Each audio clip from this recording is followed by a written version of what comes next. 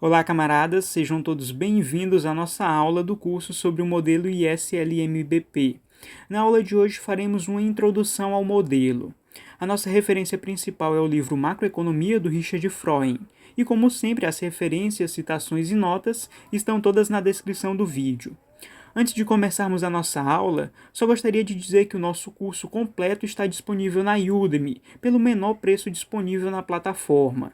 No curso completo fizemos uma revisão do modelo ISLM, de conceitos básicos da economia internacional, além de incluir uma série de questões para fixação do conteúdo. Caso tenha interesse, o link estará na descrição desse vídeo ou no primeiro comentário fixado. Então vamos à nossa aula. Na prática, todas as economias são abertas, em maior ou menor grau. Isso significa que todos os países comercializam com outras nações. Portanto, há comércio e fluxos de capitais entre diferentes países. No decorrer das nossas aulas, vamos entender os efeitos de política monetária e da política fiscal em uma economia aberta. A política fiscal diz respeito à tributação e gastos que um governo adota em determinado momento.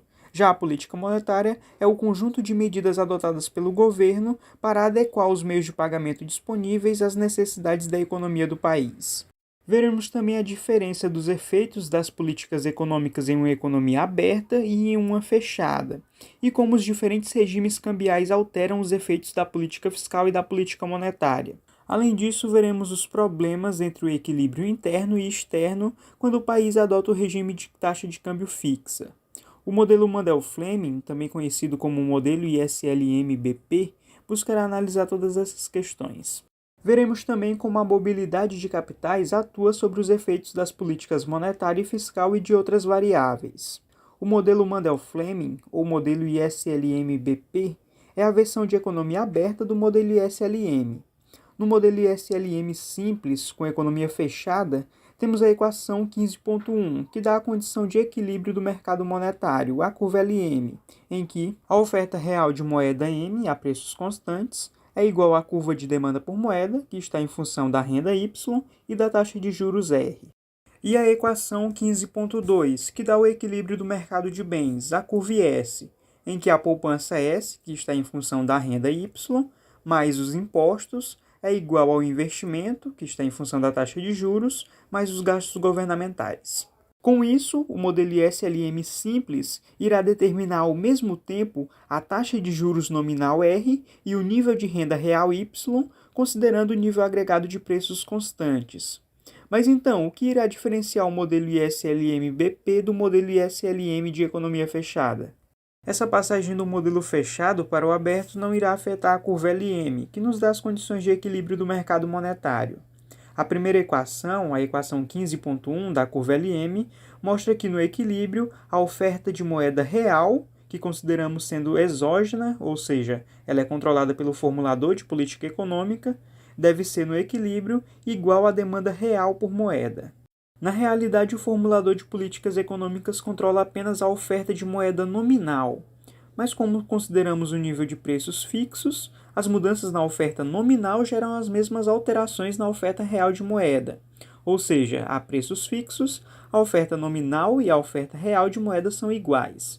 A equação da curva S, a equação 15.2, que dá as condições de equilíbrio do mercado de bens, é obtida através da condição de equilíbrio do mercado de bens para uma economia fechada, a partir da equação 15.3, em que o consumo mais a poupança mais os impostos é igual ao consumo mais o investimento mais os gastos do governo. Cortando C de cada lado da equação, temos que a poupança mais os impostos é igual ao investimento mais os gastos do governo. Essa é a condição de equilíbrio no modelo fechado. No modelo aberto, vamos incluir as exportações X menos as importações Z, ou seja, as exportações líquidas, no lado direito da equação. Com isso, temos que o consumo mais a poupança mais os impostos é igual ao consumo mais o investimento mais os gastos do governo mais as exportações menos as importações. Deveríamos incluir, no lado esquerdo da equação, as transferências privadas a estrangeiros, mas por enquanto vamos desconsiderar isso para focarmos no modelo em si.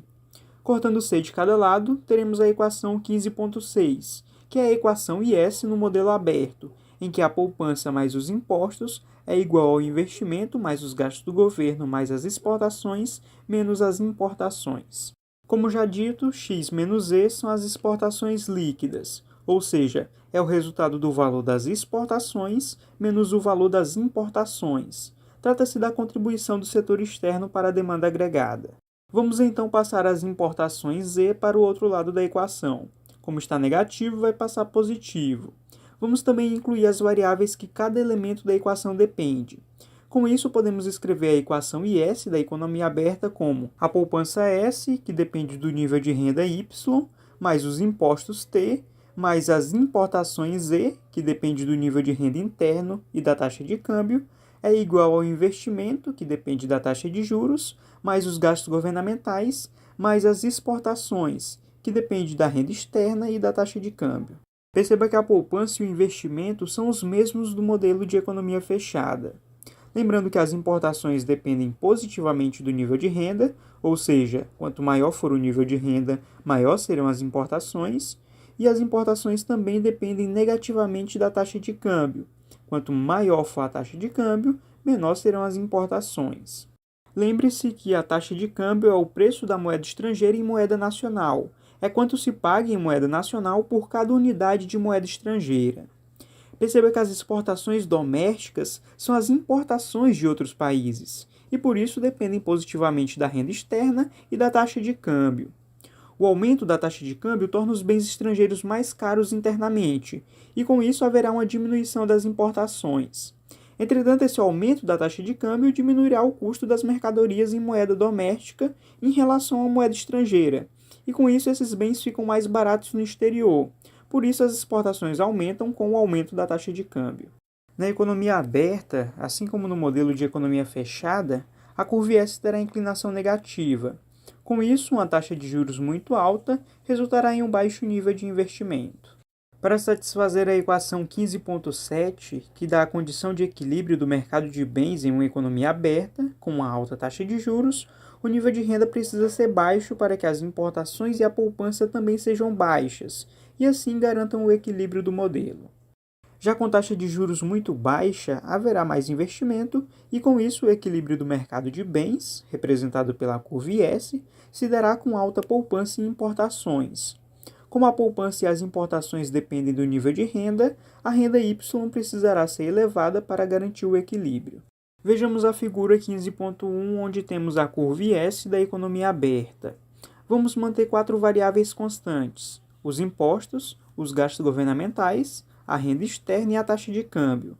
Essas 4 variáveis são capazes de deslocar a curva IS, por isso as manteremos constantes. O aumento dos gastos do governo ou uma diminuição dos impostos, o aumento da renda externa ou uma alta da taxa de câmbio deslocam a curva IS para a direita. O aumento da renda externa aumenta a demanda por bens de exportação do determinado país. O aumento da taxa de câmbio incentiva as exportações e reduz as importações para determinado nível de renda, ou seja, faz com que a demanda por produtos estrangeiros seja deslocada para produtos nacionais, e a diminuição autônoma das importações gera os mesmos efeitos. Perceba que todas essas mudanças são expansionistas, visto que contribuem para o aumento da demanda agregada do país em questão. Obviamente, se ocorrer o inverso desses exemplos citados, a curva S será deslocada em direção oposta, será deslocada para a esquerda e o nível de renda diminuirá. Resumindo, a curva LM nos dá as combinações de taxa de juros e nível de renda que garantam o equilíbrio do mercado monetário, e a curva S nos dá as combinações de taxa de juros e renda que garantam o equilíbrio do mercado de bens. Já a curva BP nos dá as combinações de taxa de juros e renda que igualam a oferta e a demanda no mercado de câmbio a uma determinada taxa de câmbio. Perceba que o modelo de economia aberta inclui uma nova curva, a curva de equilíbrio do balanço de pagamentos. A curva BP nos dá todas as combinações de taxa de juros e renda que geram um equilíbrio no balanço de pagamentos a uma dada taxa de câmbio.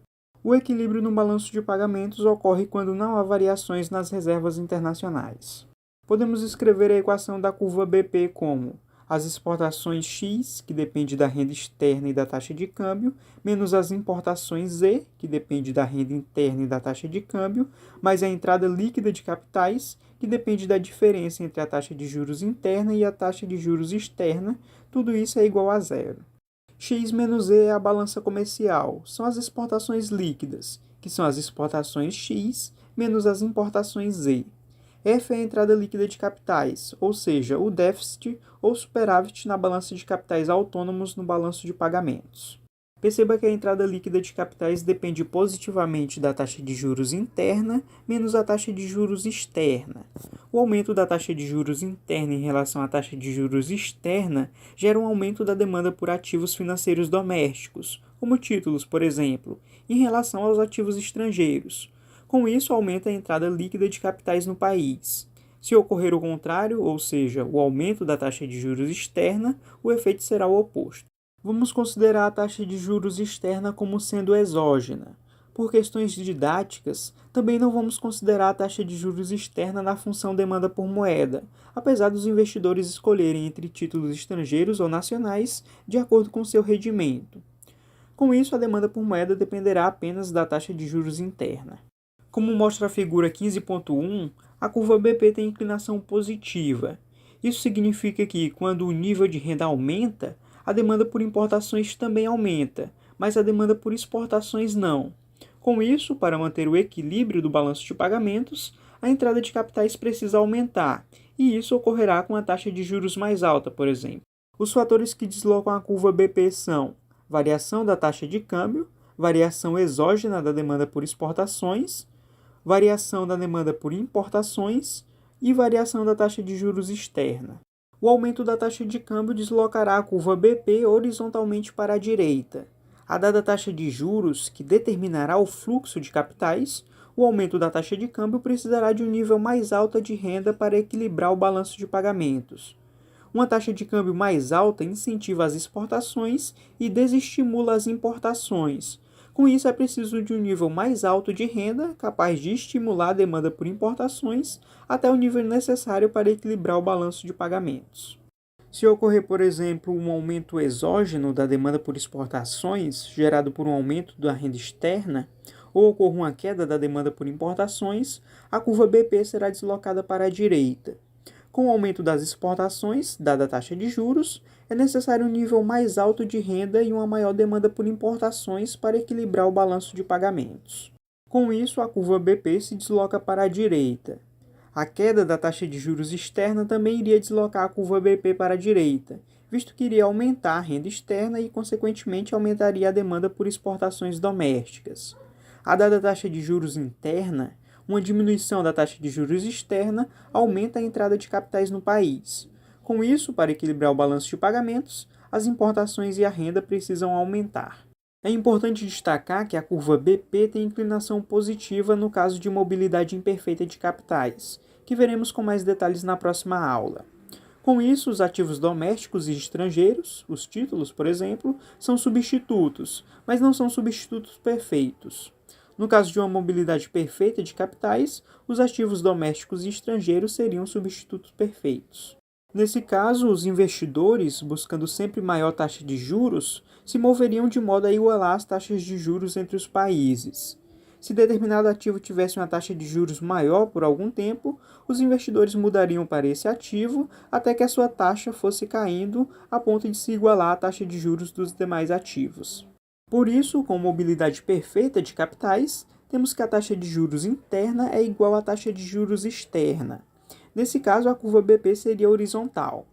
Por outro lado, se os ativos não forem substitutos perfeitos, suas taxas de juros não precisam ser iguais. Um dos fatores que fazem com que os ativos de países estrangeiros sejam substitutos não perfeitos para os ativos domésticos é o diferencial de riscos dos ativos em diferentes países. Esses riscos são oriundos, por exemplo, de mudança na taxa de câmbio, custo de transação e falta de informações sobre as características específicas dos ativos estrangeiros. E com isso encerramos por aqui a nossa aula. Obrigado por assistir até aqui e até a próxima.